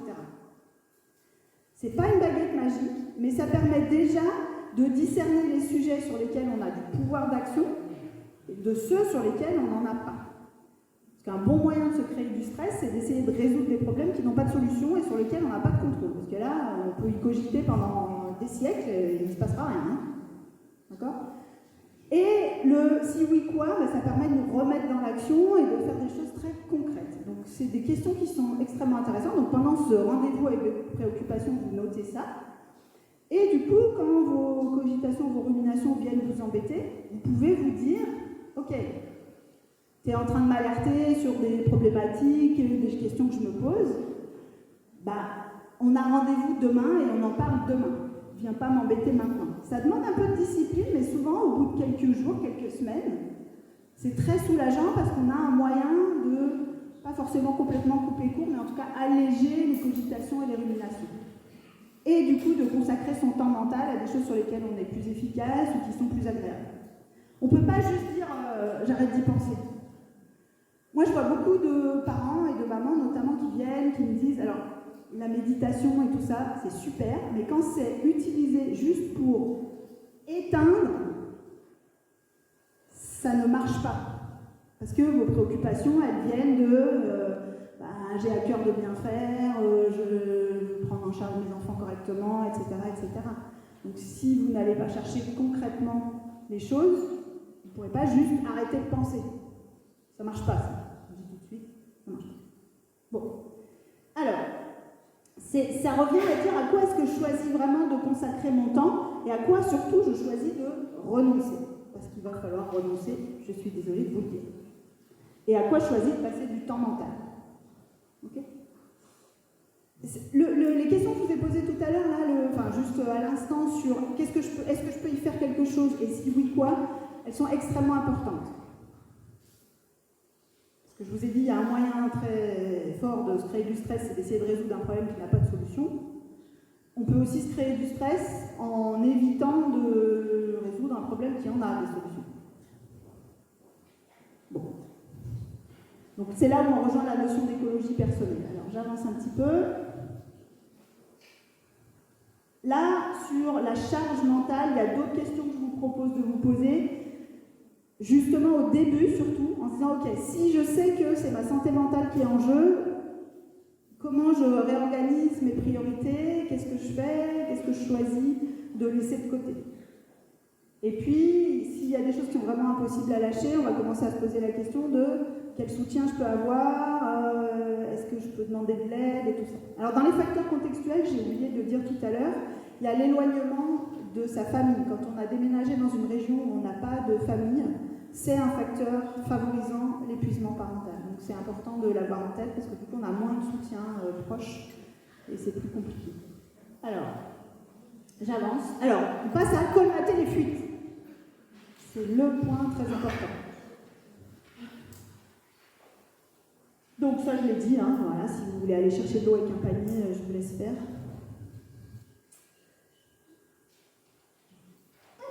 Voilà. Alors, première chose, la télépathie n'existe pas. Alors vous êtes en train de regarder pourquoi je dis ça, on le savait. Mais je vois quand même souvent qu'on fonctionne comme si la télépathie existait. Oui, mais mon entourage devrait quand même bien voir que, devrait bien savoir que, devrait bien penser à. Bon, bah, s'ils n'y pensent pas, clairement, visiblement, ils ont peut-être besoin que vous leur disiez clairement si vous ne l'avez pas déjà fait. C'est la première étape. J'ai dit si vous ne l'avez pas déjà fait. Si vous l'avez déjà fait, c'est possible que vous soyez dans le cas d'après. D'accord ? Et ça marche aussi, c'est pas que avec des conjoints quand on en a, c'est aussi avec ses enfants. Hein, quand ils commencent à grandir, ben voilà, je m'attends à ce que tu fasses ça. La lessive de mes ados n'est pas arrivée comme par magie. Ils se sont pas dit un matin, mon Dieu, maman, elle a beaucoup de travail, faudrait peut-être qu'on fasse nos propres lessives. Non, elle n'est pas arrivée comme ça. Hein. Elle est arrivée un jour où j'ai dit, moi j'en ai marre de faire piquer mes affaires, quand vous mélangez tout, après je ne retrouve plus, voilà. Donc vous allez faire vos propres lessives. Et nous, on va faire les nôtres. Et voilà. C'est comme ça. Point. Ah bon ? Et, moyennant le fait qu'ils aient un cerveau, deux mains, même avec une seule main, ça marcherait, bah, ils ont réussi à faire marcher une machine. Okay. Alors ça, c'est la première étape. La deuxième étape, si ça veut bien avancer. Alors, la première étape, je reviens là. Ça, c'est souvent dans les couples. Vous avez sûrement vu passer cette bande dessinée de la dessinatrice Emma sur la charge mentale. Ah, mais son conjoint lui disait « Ah, mais t'as qu'à demander. T'as qu'à me dire et je le fais. » Bon. Et bien ça, attention, on a vu tout à l'heure les domaines de la charge mentale, maintenant il y a les niveaux. Donc il y a faire, il y a prévoir les ressources, planifier, anticiper, etc. Et puis il y a aussi définir le sens. C'est quoi les valeurs de notre famille? Alors les valeurs au sens large, hein, qu'est-ce qu'on fait comme genre d'alimentation? Est-ce qu'on apporte de l'importance à ça ou est-ce qu'on apporte de l'importance à un autre domaine? Qu'est-ce qu'on veut incarner en tant que famille? Et la charge mentale, c'est ça.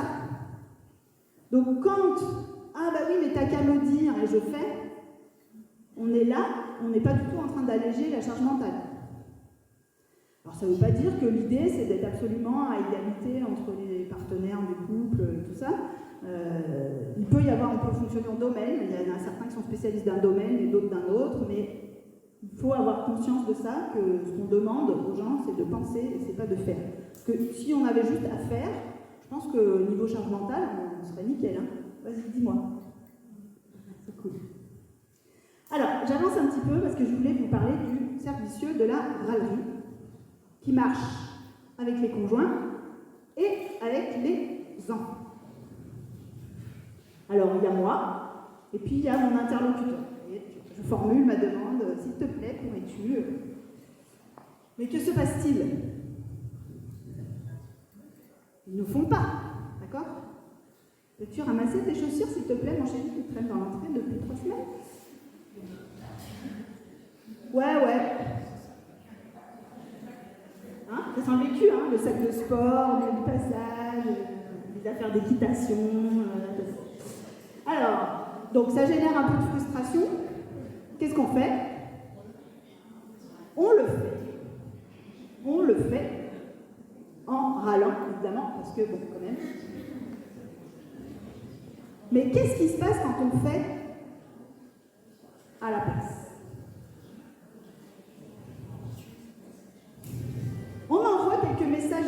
implicites qui ne vont pas forcément dans notre sens. Le premier, c'est « ce serait bien si tu faisais, mais si tu fais pas, c'est pas grave ». D'accord? Donc tu peux continuer à pas faire. Puis quand je te demande de faire un truc, tu n'es pas obligé d'en tenir compte. Ok? Donc, la question c'est pourquoi diable l'autre se mobiliserait-il si on fait à sa place? Et alors en plus, comme on râle, l'autre nous dit oui mais en même temps, pardon je vais être vulgaire, en même temps t'es chiant, tu râles tout le temps, t'es jamais content. De toute façon, ça les ados ils le disent aussi, hein, de toute façon, même si je fais un truc, il y a forcément autre chose, nanani, nanana. Et donc hop, ça devient facile de se cacher derrière, ouais mais bon, t'as vu comment tu me parles? Donc je fais pas parce que tu me parles mal. Ouais, c'est ça, le labrador, il fait le ménage. Oui, si le labrador mange les chaussures qui traînent, ça peut être très efficace. Donc ça fait partie des questions qui sont importantes à se poser. Qu'est-ce que je fais qui entretient le confort de l'autre? Pardon de le dire comme ça. Mais, donc vous voyez que là, il y a un cercle vicieux de la râlerie qui nous piège. Bien sûr qu'on a de bonnes raisons de demander, on a aussi des raisons de faire, mais c'est là où on va voir comment on peut faire autrement. Et c'est ça qui nous piège là. On fait, mais en râlant de façon justifiée, et comme ça, l'autre peut nous reprocher de râler et se cacher derrière ça pour ne pas faire. Alors, qu'est-ce qu'on fait à la place? Si j'y arrive. Bon, déjà, on ne fait pas changer quelqu'un qui n'a pas de problème. On peut espérer que cette personne ait une prise de conscience et se dise « Ah oui, mince, comme je disais tout à l'heure, mes ados auraient pu se dire « Oh là là, maman, elle a quand même beaucoup à faire, ouais, on pourrait quand même faire un peu plus le ménage, et trucs et tout. » On peut espérer, ça arrive des fois. C'est plutôt de l'ordre du miracle, pardon de dire ça. Non, j'exagère, mais c'est quand même pas le plus fréquent. Donc ça, c'est important d'avoir conscience de ça, et je vous invite, si vous êtes dans ce cas, à vous poser plusieurs questions. Qu'est-ce que moi je fais qui évite à l'autre, qui lui évite à l'autre, qui évite à l'autre, il y a un lui en fait, d'avoir à affronter les conséquences de son choix de ne pas faire? Je vous donne un exemple, la question est un peu compliquée. Je reçois une maman qui me dit « Ah, mon fils fait rien, nanani, nanana ». Elle me dit « Ah, exemple typique, donc il a entraînement de je ne sais plus quel sport. C'est moi, le mercredi après-midi, je suis disponible, c'est moi qui l'emmène lui et ses copains, donc tout le monde est à l'heure, sauf mon fils, il n'est jamais là quand il faut partir. » Et je lui dis « Mais du coup, vous faites quoi ?» Je l'engueule, j'attends. Je dis « la prochaine fois, partez sans lui. »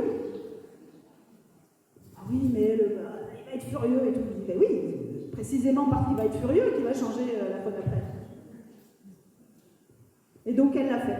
Elle est partie à l'entraînement sans lui. Je vous garantis qu'après il était à l'heure. Donc, ça suppose... Alors, parfois c'est difficile.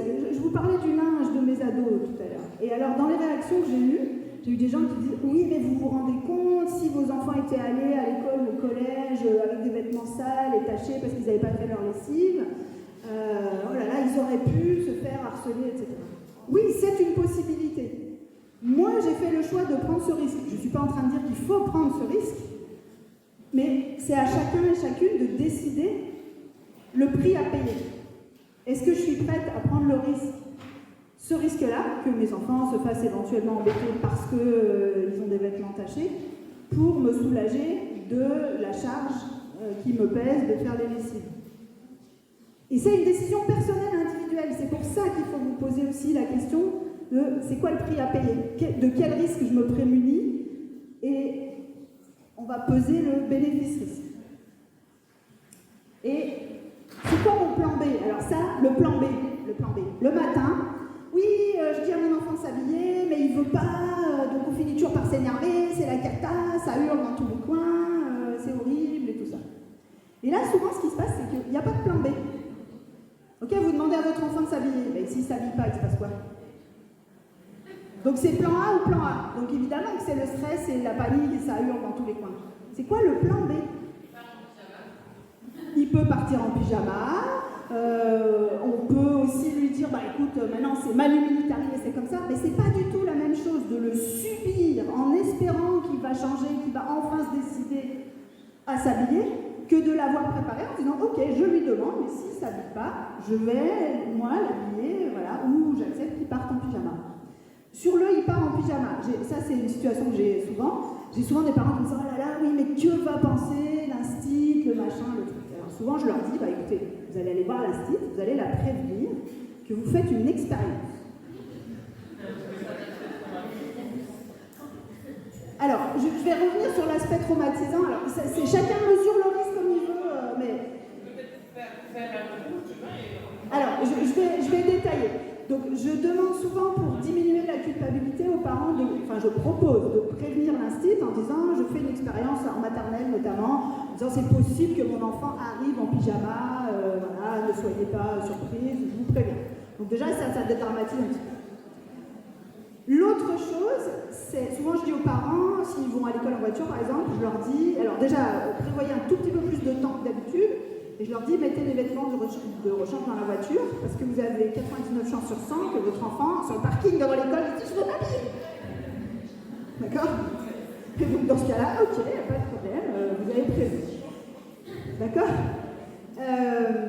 Et alors, donc ça fait 13 ans que je fais l'accompagnement parental, c'est une situation que j'ai très régulièrement, et je peux vous dire qu'en 13 ans, ça a dû arriver 2 fois que l'enfant aille à l'école en pyjama. Je vous assure. Dont une fois où la maman dit, voilà, en fait ce jour-là, il avait son beau pyjama tout neuf qu'on aurait dit un jogging. Il l'a fait une fois et après c'est bon, il s'habillait. D'accord? Donc c'est toujours intéressant de se dire c'est quoi mon plan B, je fais quoi si l'autre n'accepte pas ma demande, je prépare, je réfléchis, et ça évite d'être dans la panique du moment et de continuer à faire des choses qui ne marchent pas. Parce que l'épuisement, c'est quand on continue à faire des choses qui ne marchent pas. D'accord? Bon.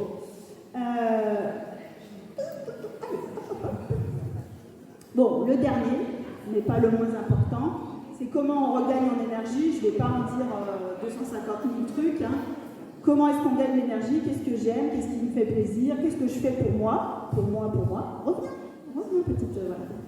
Je ne vais pas m'étendre là-dessus parce que... Alors, c'est vrai que souvent, en tant que parent, notamment après la petite enfance où on sait beaucoup, ça a demandé beaucoup d'énergie, beaucoup d'investissement, parfois on s'est un peu perdu de vue.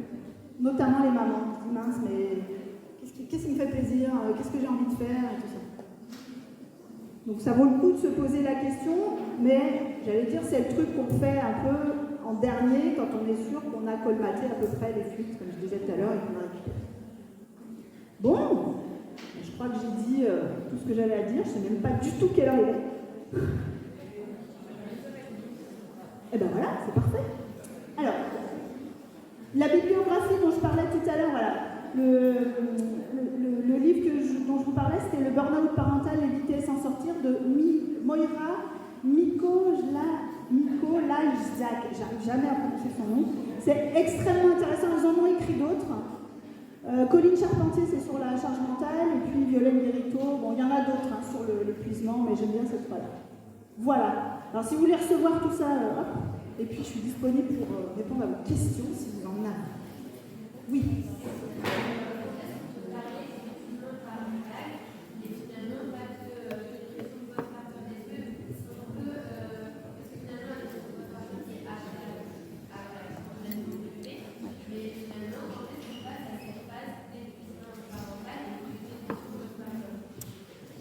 Alors, c'est pas toujours simple, effectivement.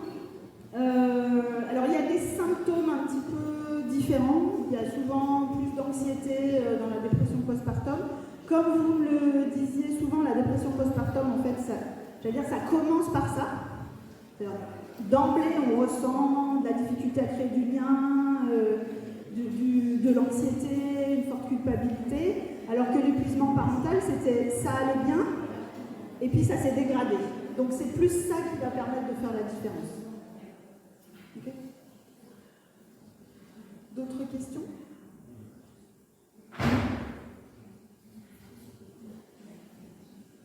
Soit je vous ai endormi, soit je vous ai assommé d'informations. Oui, allez-y.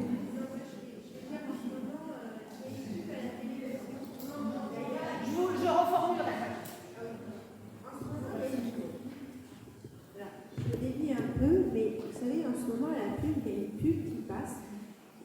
comportements sur les enfants qui sont avachis sur le canapé, ou alors qui mangent n'importe quoi. Donc il y a des moments comme ça où c'est que je pense que des parents qui se retrouvent à l'intérieur de ça, et des jeunes, c'est des messages aussi qui sont passés, voilà. Et ça fait des fois du bien aux parents et aussi aux jeunes parce qu'ils se reconnaissent à l'intérieur de tout ça.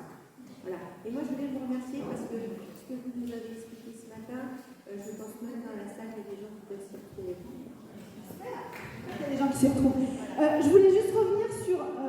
il faut bien voir aussi que, en fait, autoritarisme et négligence sont parfois les deux faces de la même médaille. C'est-à-dire qu'on essaye de tenir, puis on sent que c'est plus assez, donc là, on lâche tout. Vous savez, les écrans, on fait ça. Ouais, on va contrôler le temps d'écran, puis c'est trop, ça demande trop d'énergie. Donc après, on lâche tout pendant un moment, puis après, on se dit, mais il faut que je me reprenne et tout ça. En fait, c'est les deux faces de la même médaille. Et ça veut dire, non pas qu'il y a une bonne solution qui est de contrôler, une mauvaise qui est de ne pas contrôler, c'est comment on retrouve un équilibre entre les deux. C'est-à-dire, plus on va loin dans le contrôle, plus on risque de s'épuiser, de devoir tout lâcher. Donc, on va plutôt essayer de lisser les pointes. Alors, ça va vous paraître bizarre, mais moi, je propose aux gens, souvent, dans ces cas-là, de lâcher un jour sur deux. C'est-à-dire, je pose beaucoup de cadres, je pose beaucoup de contrôle et tout ça, parce que j'ai des valeurs, je veux transmettre des choses, il n'y a pas de problème avec ça, mais je me rends compte que ça me coûte beaucoup d'énergie. Je repense à une situation que j'ai accompagnée, je n'avais pas vu la maman pendant tout l'été, et je l'ai revue la semaine dernière, et je lui avais proposé ça. Je lui avais dit, pendant l'été, vous allez, un jour sur deux, un jour, vous êtes à fond sur vos exigences, il faut qu'il range ses affaires, votre machin, votre truc, et le lendemain, vous lâchez tout, vous faites zéro réflexion, et elle revient en me disant « je ne pensais pas que ça serait si reposant ». Elle me dit parce qu'en fait, il se passe exactement la même chose qu'avant, mais ça coûte 2 fois moins d'énergie. D'accord ? Donc vous allez dire « oui, mais l'enfant, comment il s'y retrouve ?» Alors avec les plus petits, on ne fait pas forcément comme ça. Là, c'était des ados, donc ça marche bien. Mais c'est vraiment cette idée de comment je trouve un équilibre qui est soutenable. Oui ?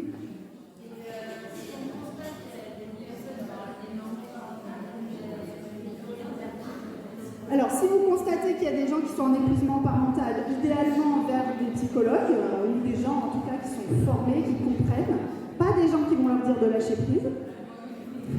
Voilà. Il peut y avoir des structures aussi d'accueil, donc ça, je pense que la CAF et les structures locales peuvent aussi vous dire vers qui orienter. Parce que psychologue, tout ça en libéral, ça peut avoir un coût, donc il peut y avoir aussi, je ne sais pas comment vous êtes équipés, mais des CNP adultes et des choses comme ça, qui peuvent intervenir dans ce genre de domaine. Mais là, c'est plus les structures locales qui pourront vous dire vers qui orienter. Mais oui, il faut se faire aider de toute façon. Arriver en état d'épuisement, ça génère beaucoup d'anxiété, de culpabilité, de honte, je suis nulle de ne pas avoir su gérer.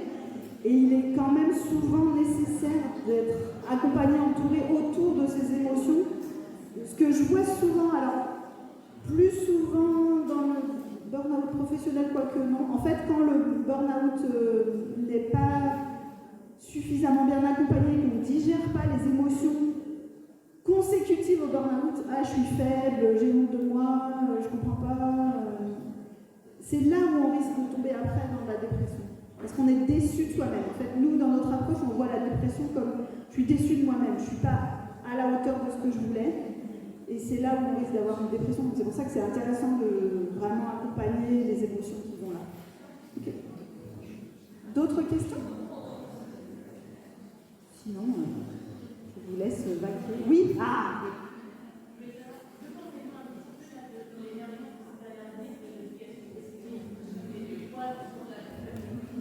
Ouais. Alors, l'éducation positive, alors, j'ai plusieurs choses à dire là-dessus. L'éducation positive n'est pas un phénomène nouveau. L'éducation positive n'est pas un phénomène nouveau, hein, ça date grosso modo des Lumières, on s'est dit, l'enfant a peut-être un potentiel, et plutôt que de lui taper dessus, on pourrait peut-être faire autre chose. Voilà. Donc l'idée, la philosophie est bonne. Après, ce que je constate, c'est que il y a parfois... Alors, il y a plusieurs phénomènes. Le premier phénomène, c'est que ça fait parfois passer le message que les émotions... que l'enfant est un être fragile. C'est-à-dire que, oulala, il ne faut surtout pas qu'ils vivent d'émotions désagréables, il ne faut surtout pas qu'on s'énerve, qu'on crie, qu'on machin. Et ça, c'est abusif, c'est excessif. Moi, les parents qui viennent, qui me disent « Oh là là, mais je m'énerve trop sur mon enfant et je leur dis « Mais quand vous vous énervez, il fait ce que vous lui demandez ?» Ils me disent « Non ». Je leur dis « Mais votre enfant, du coup, il est en sécurité. S'il avait peur, il ferait. S'il était traumatisé, il ferait ce que vous lui demandez. » Donc les enfants ne sont pas des êtres aussi fragiles que ce que certaines personnes tenantes de l'éducation positive veulent faire passer. Et effectivement, quand on a compris que l'enfant était un être fragile, du coup, c'est la moindre dérive, le moindre je crie un peu trop, je ne suis pas à l'écoute parfaitement de ses émotions tout le temps, ça va le traumatiser. Voilà, ça devient insupportable. Donc il y a un peu de recul à prendre sur ça. L'enfant, il est capable de voir globalement l'état de la relation. Est-ce que vous êtes globalement plutôt une personne sécurisante, même si de temps en temps vous vous énervez un peu, ou est-ce que vous êtes une personne maltraitante? Ça, il le sent. C'est la première chose. Le deuxième problème avec l'éducation positive, alors moi je suis à fond pour accompagner les émotions des enfants, comprendre, réagir et tout ça. Si vous allez sur mon blog, vous allez trouver plein d'articles là-dessus. Mais le deuxième message problématique, c'est tout est de la responsabilité du parent. Et si votre enfant va mal, c'est un peu le renforcement de c'est parce que les parents n'ont pas été soutenants, n'ont pas écouté les émotions suffisamment, etc. Je vous raconte juste une illustration de ça. J'ai accompagné une famille avec des jumeaux qui avaient 6 ans au moment où ils viennent me voir. Et alors c'est l'apocalypse. Tous les soirs c'est l'apocalypse, les gamins font des crises, ils n'arrivent à rien pour les calmer, voilà, et ils sont à fond on écoute les émotions, etc. Et en fait, ce qui se passe, c'est que les parents sont intimement persuadés que ce n'est que parce que les parents et les adultes vont verbaliser les émotions, les accompagner, que les enfants vont arriver à s'apaiser. En oubliant totalement que l'enfant, il a sa part dans ce processus. Alors, avant 6 ans, sa part, c'est juste, si vous parlez à un enfant qui est en crise, vous ne faites que aggraver la crise. Donc, des fois, il faut juste arrêter. Et autour de 6-7 ans, il y a aussi ils ont un peu plus de conscience et un peu plus de recul. Donc vous avez le choix, en fait. Vous pouvez faire en sorte que ça se passe bien, vous pouvez faire en sorte d'avoir un papa et une maman en colère. Qu'est-ce que vous choisissez? Donc il y a vraiment ces deux dimensions dans la manière dont l'éducation positive est vulgarisée qui posent problème. L'enfant n'est pas une chose aussi fragile qu'on vient de nous faire croire, mais il a besoin d'attention et d'écoute de ses émotions, etc. Et le parent n'est pas responsable de tout. Donc voilà. Mais oui, ça peut contribuer à une espèce de poids. Et puis c'est aussi quelque chose qui oublie justement les facteurs systémiques, le contexte social et tout ça. C'est tout seul, toi-même, t'as qu'à trouver les moyens. Pas si simple. Voilà, je ne sais pas si ça répond à votre question. Bon, encore une question? Ou vous avez faim, soif et vous êtes fatigué? S'il n'y a pas de nouvelles questions, je vous remercie de votre attention. Bonne journée, bon week-end.